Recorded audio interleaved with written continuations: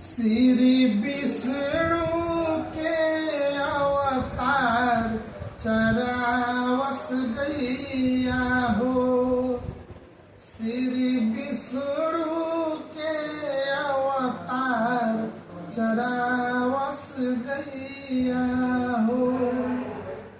विष्णु के हो, विष्णु के हो, विष्णु के हो, विष्णु के हो।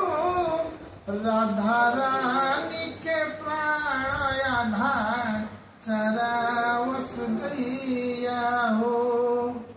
राधा रानी के प्राण आधार चरावस गैया हो।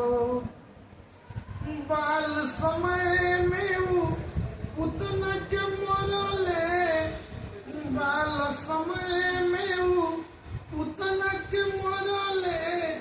ग्वाल या बाल के संकट हरले, गोपियन के रास बहार चरावस गैया हो। श्री विष्णु